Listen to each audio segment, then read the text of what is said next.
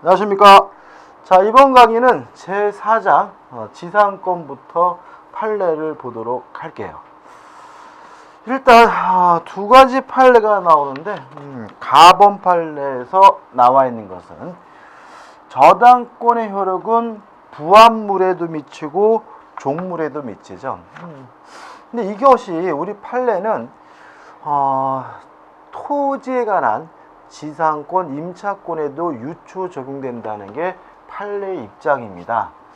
따라서 건물의 저당권이 설정됐다면 그 저당권 효력은 그 건물의 소유를 목적으로 한 지상권에 당연히 그 효력이 미치기 때문에 경락을 받은 사람은 건물에 관한 소유권뿐만 아니라 지상권도 당연히 등기 없이 뭐 하게 되냐면 취득하게 된다는 거 기억해 두시기 바라고요. 나번 판례는 좀 문제가 좀 있어요. 어떤 거냐면은 자, 이런 문제거든요. 지상권이란 건물 등을 소유하기 위해서 남의 땅을 쓸 수 있는 권리가 지상권이잖아요. 그래서 원칙적으로 지상권은 건물의 소유자가 갖는 것이 원칙이죠. 근데 이 판례를 보면은 이런 말이 나온단 말이죠.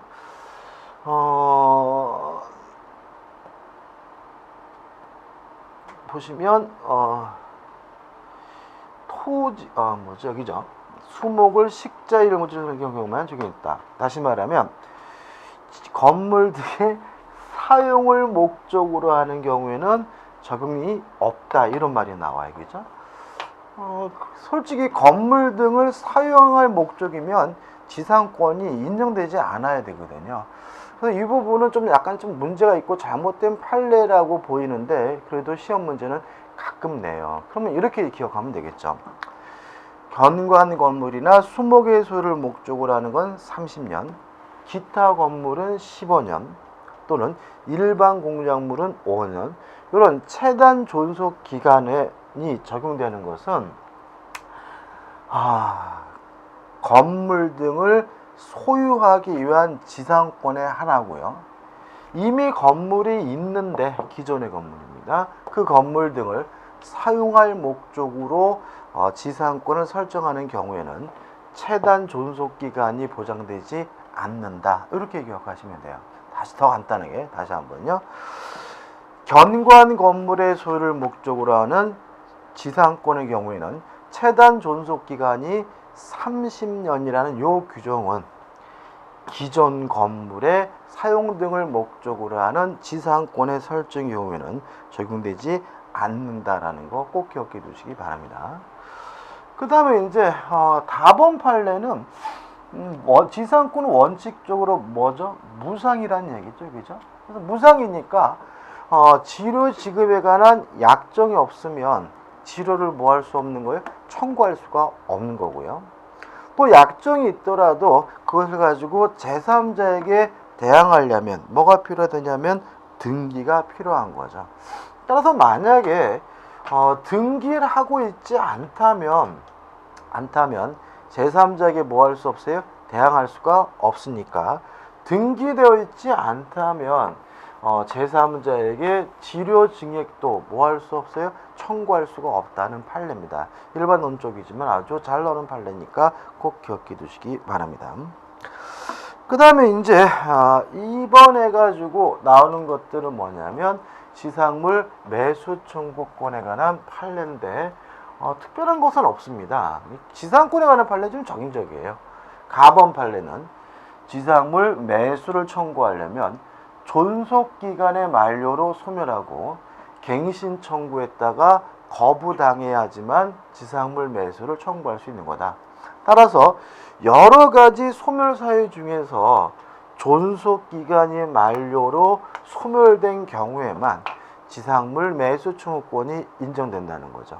그러면 결국은 만약에 치료를 연체했다는 이유로 지상권이 소멸되는 경우에는 갱신 청구 물론 할 수가 없고요. 무엇도요? 지상물 매수도 청구할 수 없다라는 거 꼭 기억해 두시기 바랍니다. 그 다음에 나번 판례인데 자 이런 문제입니다. 지상물 매수 청구권이 형성권이기 때문에 내 건물 사라 그러는 순간 쌍방 간에 매매 계약이 체결되고요. 내 수목 사라. 그러면 어떻게 그 순간 쌍방 간에 수목에 관한 매매 계약이 체결이 되는데 그 매매 가격은 어떻게 결정할 거냐 문제예요. 특히 가격이 변동됐을 때 이 판례는 지금 뭐죠? 수목이죠. 그래서 실제로는 수목에 관하여 매매 계약이 성립되고 나중에 뭐죠? 수목이 꾸물꾸물 자라기 때문에 가격이 뭐예요? 가격이 뭐죠? 변하게 된다. 언제를 기준으로 하느냐? 결론이죠. 지상권 소멸 당시의 시가가 아니라 매매 계약 당시, 다시 말하면 지상물 매수 청구를 행사하는 당시 시가를 기준으로 해서 매매 대금이 결정된다는 거 좀 기억해 두시기 바랍니다. 옛날 판례고 뭐 그렇게 중요한 판례는 아닙니다. 그 다음에 다번 판례 가지고 나와 있죠. 다번 판례, 그죠? 반복인 얘기죠. 2년분을 연체했다는 이유로 해지당한 경우에는 뭘 청구할 수 있죠? 지상물 매수를 청구할 수가 없다는 판례 또 나와 있고요. 그 다음에 존속기간인데 가번 영구 무한으로도 설정하는 것이 가능하다. 꼭 기억해 두시기 바라고, 그 다음에 법정지상권의 존속기간도 최단 기간이 보장이 됩니다. 다시 말하면 지상물의 종류에 따라서 법정지상권의 존속기간도 결정된다는 판례니까 좀 기억해 두시면 되겠죠. 그 다음에 이제 법정지상권입니다. 이게 여러분들이 이 지상권에 대해서 앞에 나와 있던 이 판례들은 실제로는 뭐냐면은 그냥 어떻습니까? 그냥 쭉 지나치면 돼요. 우리가 수업 시간이 많이 봤던 내용들이잖아요. 그래서 우리가 판례라고 해서 좀 신경 쓸 것은 뭐냐면 법정지상권에 관한 판례인데 1번 판례도 우리가 몇 번 했어요. 그죠? 자, 보시면 토지와 건물 모두가 공유예요. 그죠? 공유에 속하는 경우에 토지에 관한 공유자 일부의 지분만을 목적으로 하는 근저당권이 설정되었다가 경매로 인하여 그 지분을 제3자가 취득한 경우 관습상의 법정지상권이 성립될 수가 없다. 꼭 기억해 두셔야 되는데, 이걸 제가 수업 시간에 이런 식으로 말씀드렸죠. 토지가 공유인 경우에는 지분이 처분되는 경우에는 관습상의 법정지상권이 발생하지 않고요. 공유 토지가 분할되는 경우에는 관습상의 법정지상권이 발생한다라고 기억하자 그랬잖아요. 그죠? 이 판례는 그것과 관련됩니다. 다시 말하면 토지에 관한 공유 지분이 처분되더라도 팔리더라도 관습상의 법정지상권이 뭐 되잖아요? 발생하지 않는다는 논리가 뭐의 경우에도 경매의 경우도 결정된다는 거죠.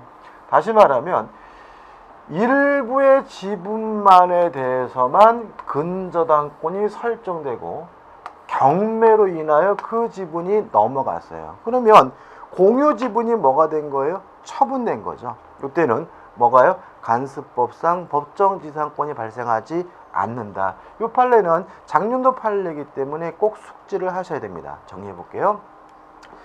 토지가 공유인 경우에 공유 지분을 처분하더라도 관습상의 법정지상권이 뭐하지 않습니까? 발생하지는 않습니다. 따라서 공유 지분의 근저당권이 설정되고요. 경매가 돼서 공유 지분이 다른 사람에게 넘어갔더라도 관습상의 법정지상권이 뭐하지 않습니까? 발생되지 않는다는 거 꼭 기억해 두시기 바랍니다. 그 다음에 이제 2번 판례는 반드시 기억해 두셔야 되는데, 일단 결론부터 먼저 말씀드리면 토지와 건물이 함께 팔린 경우에는 관습상의 법정지상권도 발생하지 않고요. 저당권 실행에 의한 법정지상권도 발생하지 않는다. 이렇게 기억하시면 돼요. 다시 한번요. 토지와 건물이 함께 매매가 된 경우에는 관습상의 법정지상권도 발생하지 않고요. 저당권 실행에 의한 법정지상권도 뭐하지 않습니까? 발생하지 않는다. 이렇게 기억하시면 되는 거거든요. 설명을 좀 드릴게요. 자, 일단 이런 문제입니다. 땅이 갑의 것이고 갑이 건물을 신축을 했어요. 근데 이 건물이 무허가 건물이어서 등기를 못했어요. 미등기죠. 이런 상태에서 을한테 땅도 팔고 건물도 팔고 다 팔았어요. 근데 토지에 대해서는 이전 등기를 해줬는데 건물이 미등기 건물이다 보니까 뭘 못 해줬냐면 이전 등기를 못 해줬어요. 그러면 을은 토지에 대해서는 소유권을 취득하겠지만 건물에 대해서는 뭘요? 소유권을 취득하지 못하고요. 여전히 누구 거가 되겠어요? 갑의 것이 되겠죠. 이럴 때 형식상의 소유자인 갑에게 관습상의 법정지상권이 인정이 되느냐? 요 문제의 첫 번째가요. 자, 일단 법정지상권의 가장 궁극적인 이유가 뭐냐 하면 경매 안 당한다는 거거든요. 철거 안 당한다는 거거든요. 건물이. 근데 만약에 이 경우에는 갑이 싫다 그래서 을이 건물을 철거하지 못하는 것은 오히려 부당하죠. 왜요? 을은 건물까지 다 샀죠. 따라서 을이 건물을 철거하고 싶으면 을 마음인 것이지 갑이 반대한다 그래서 건물을 철거하지 못한다는 것이 오히려 부당하기 때문에 형식상의 소유자인 갑에게는 뭐가요? 관습상의 법정지상권을 인정하지 않습니다. 이것이 뭐냐면 2번의 후반부에 나와 있는 내용이에요. 프린트 두 번째. 그래서 관습상의 법정지상권 인정할 여지가 없다. 이렇게 나와 있죠. 그죠? 그 다음에 이제 앞부분은 이제 요 문제입니다. 자, 요런 상태인데, 을이 토지에다만 저당권을 설정하고 돈을 빌렸는데, 을이 돈을 갚지 않자 토지가 경매가 돼가지고요. 병이 경락을 받았을 때, 이 경우에 갑 또는 을에게 법정지상권이 인정이 되느냐, 요 문제인 거거든요. 그러면 일단 건물이 있어야 되겠죠. 언제요? 저당권 설정할 때 있었네요. 또 토지와 건물의 소유자가 같아야 되겠죠. 언제요? 저당권 설정할 때. 다르네요.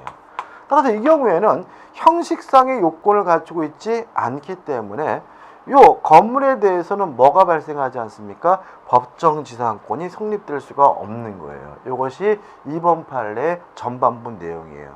그럼 합치면 어떻게 돼요? 토자 건물을 일갈해서 매매한 경우에는 관습상의 법정지상권 발생하지 않고요. 저당권 실행에 의한 법정지상권도 뭐하지 않아요? 발생하지 않는다. 이렇게 정리하신다면 충분히 문제를 풀 수 있고요. 이것도 대단히 이 판례는 중요한 판례니까 한번 꼼꼼히 좀 읽어보시기 바랍니다. 좀 길죠? 그것도 한번 읽어보세요. 그 다음에 이제 3번 판례 가지고 나와 있는데, 자, 3번 판례 가지고 나와 있는 것은 이것도 뭐죠? 중요한 판례죠.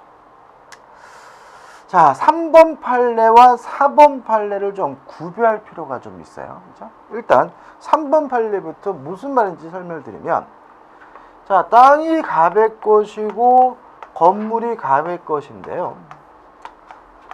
건물에다가도 저당권 설정하고 토지에도 저당권 설정됐어요.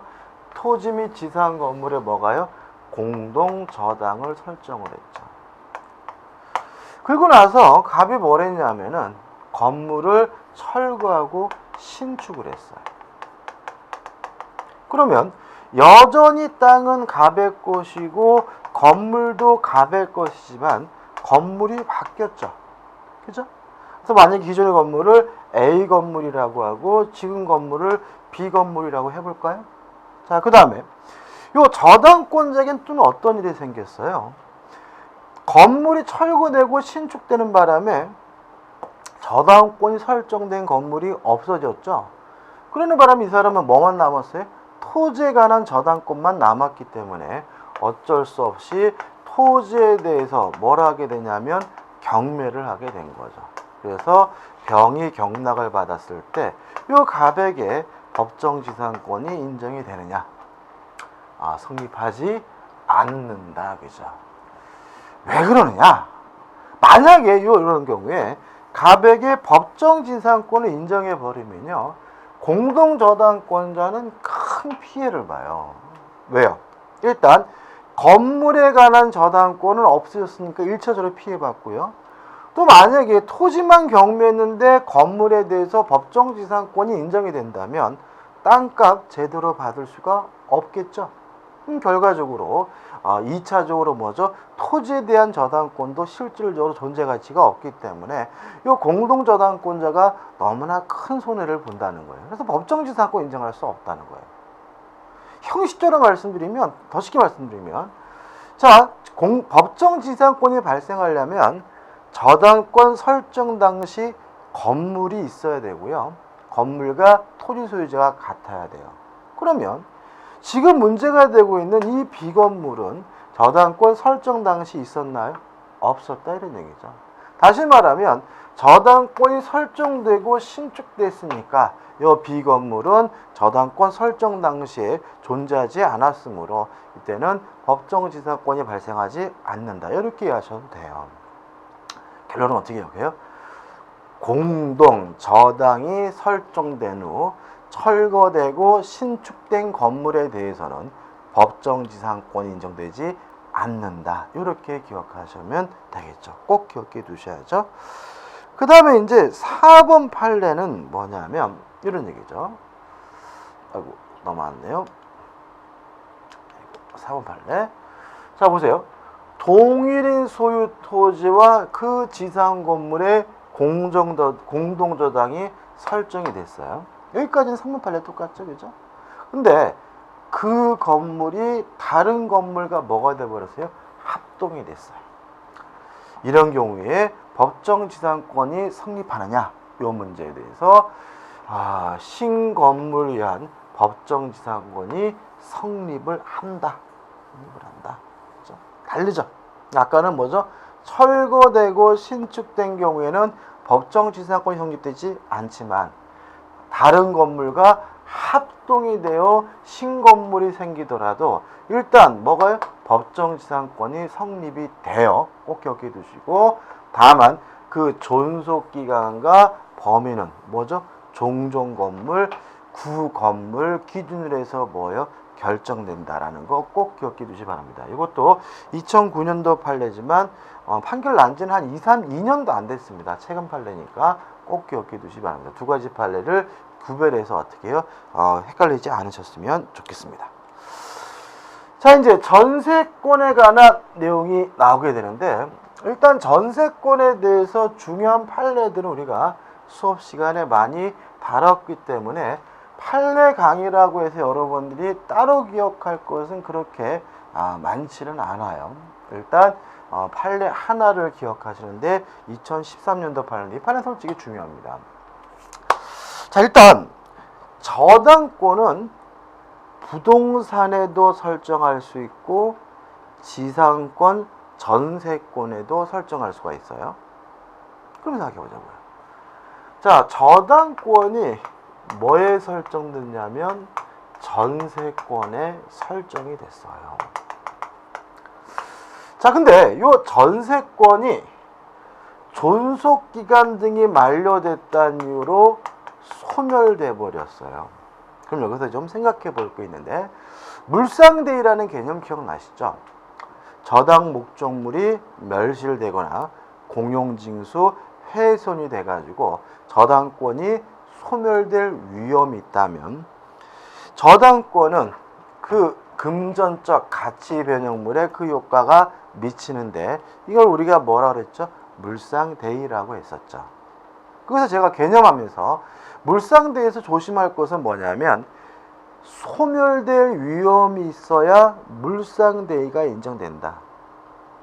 따라서 뭐 손해배상금, 화재보험금 이런 곳에서는 물상대위권이 인정이 되지만 매매대금에 대해서는 물상대위가 인정되지 않는다. 왜냐하면 저당권이 설정된 아파트가 팔리더라도 저당권은 소멸될 위험이 없으니까요. 조금 더 확장해 보자고요. 자, 저당권이 소멸될 위험이 있으면 뭐가 인정이 되는 거예요? 물상대위가 인정이 돼요. 보자고요. 전세권이 소멸이 되면 저당권도 뭐 할 판이에요? 소멸될 판이죠. 근데 이 경우에도 전세권이 소멸되면 뭐가 생겨요?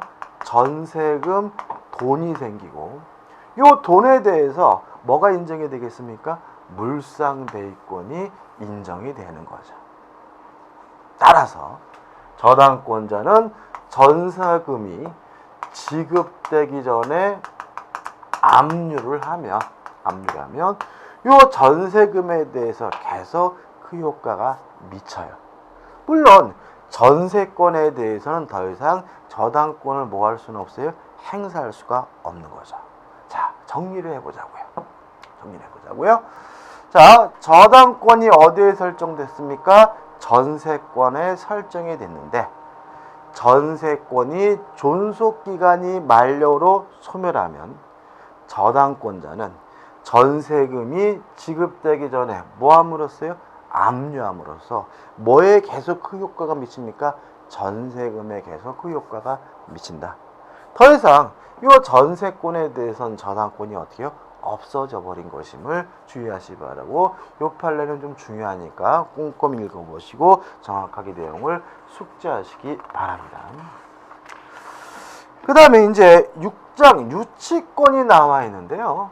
유치권에서 1번 판례도 좀 생각해 볼 필요가 있어요. 자, 일단 이 판례를 좀 이해하기 전에 먼저 전제를 깔자고요. 첫째, 유치권자는 점유를 하게 되면 유치권을 취득해 오기죠. 부동산이라고 해서 굳이 뭐 할 필요는 없어요? 등기할 필요는 없는 거. 두 번째, 유치권은 경매가 되더라도 뭐 되지 않아요? 소멸되지 않아요. 그죠? 자, 유치권자는 점유를 하면 유치권을 뭐요? 취득하고, 경매가 되더라도 유치권은 뭐 되지 않아요? 소멸되지 않아요. 그죠? 자, 그럼 생각을 해보자고요. 자, A라는 건물이 있는데, 이 A라는 건물이 갑에게 유치권이 인정이 되고 있고요. 이 건물에 병이라는 사람이 경매를 통해서 경락을 받았어요.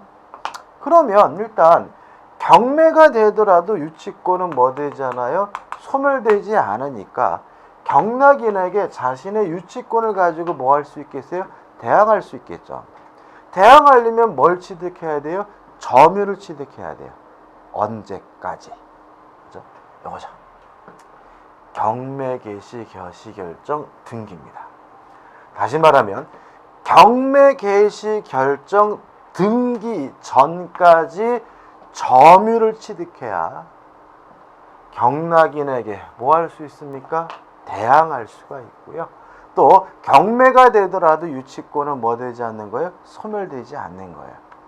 조심할 것은 경매 개시 결정 등기 후에 점유를 취득했더라도 유치권을 가질 수 있긴 해요.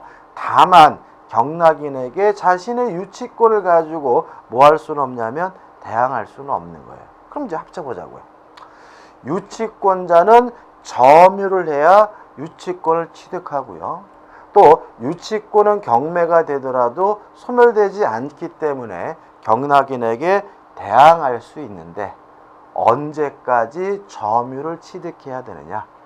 경매 개시 결정 등기 전까지 점유를 취득해야 된다는 거 꼭 기억해 두시기 바랍니다. 그죠? 이것도 중요한 판례입니다.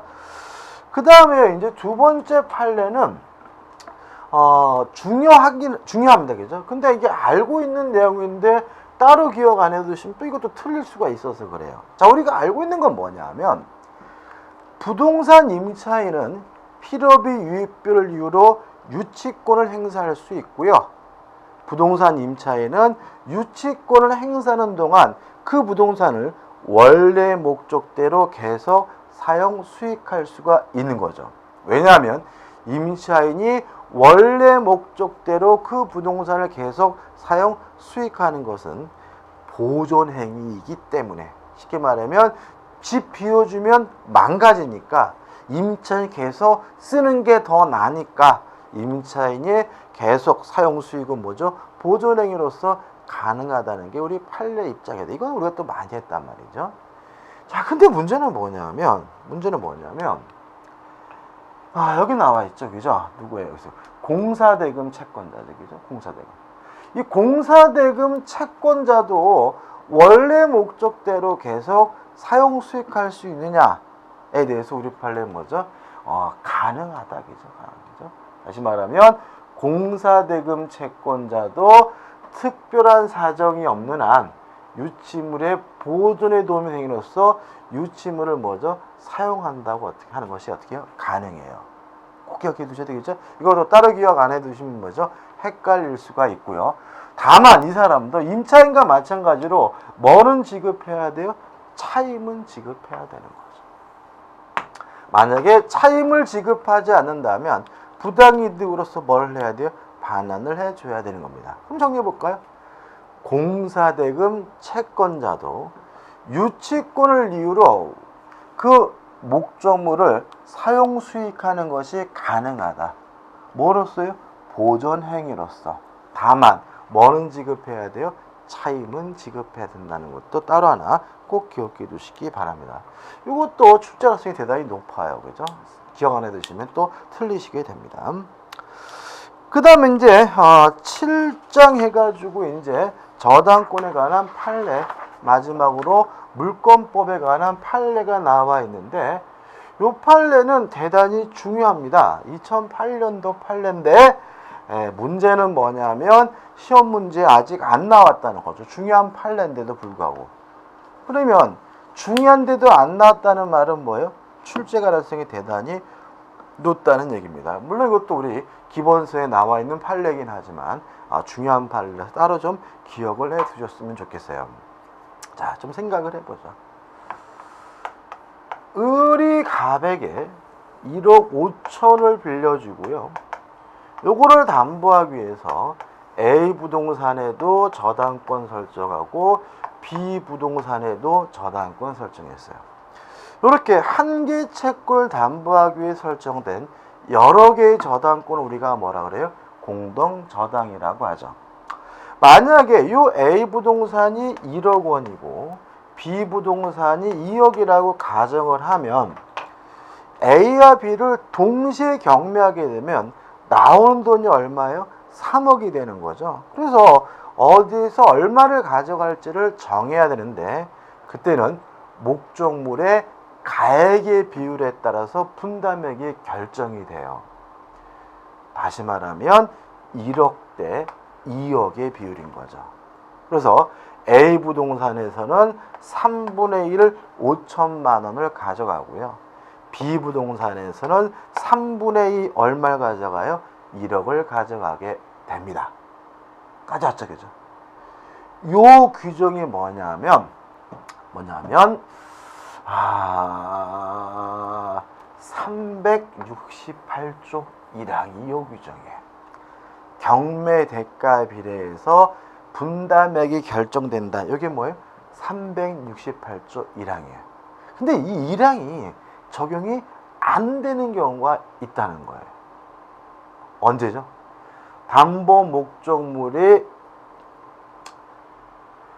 일부가 여기도 채무자 소유이고 일부가 물상 보증인이 소유인 경우에, 다시 말하면 A와 B가 모두 채무자인 갑의 소유라면 368조 1항에 따라서 1억 대 2억의 비율로 A에서는 3분의 1, B에서는 뭐죠? 3분의 1을 받아가게 되는데, 만약에 예를 들어서 이 부동산이 채무자 소유가 아닌 병의 소유예요. 일부가 물상 보증인 소유라면 이 368조가 적용될 수가 없다는 판례예요. 그러면 어떡할 거냐? 보자고요. 따라서 이러한 경매 법원으로서는 채무자 소유 부동산의 경매 대가에서 공동저당권자에게 우선적으로 뭐하고요? 배당하고, 부족분이 있는 경우 하나요, 물상 보증인 소유 부동산의 경매 대가에서 추가로 어떻게 해요? 배당을 하여야 한다라고 판시하고 있는 거죠. 따라서 만약에 이 부동산이 갑의 채무자 소유가 아니라 병의 소유면 가액의 비율에 따라 결정되는 것이 아니라 채무자 소유물은 요 A 부동산에서 1억 원을 어떻게 해요? 다 가져가고 5천만 원 부족분이 있는 거죠. 이런 경우에는 요 B 부동산에서 5천만 원을 추가로 어떻게 해요? 배당받게 된다는 얘기죠. 출제 가능성은 저는 굉장히 높다고 생각하고요. 이게 또 저당권에서 답으로 나올 가능성이 있고 이렇게 나오면 X가 되는 거예요. 담보 목적물의 일부가 채무자 소유가 아닌 물상 보증인 소유인 경우에도 가액의 비율에 따라서 분담액이 결정된다. 그럼 뭐예요? X고 채무자 소유물부터 먼저 배당하고 부족분이 있는 경우 하나요. 물상 보증인 소유물에 대해서 배당을 실시한다. 그럼 뭐가요? O 만능 증후가 된다는 거 잊지 마시기 바랍니다. 자, 여기까지가 이제 물권법에 관한 이제 판례가 정리가 됐고요. 다음 강의 때 계약법에 관한 판례로 들어가도록 하겠습니다. 감사합니다.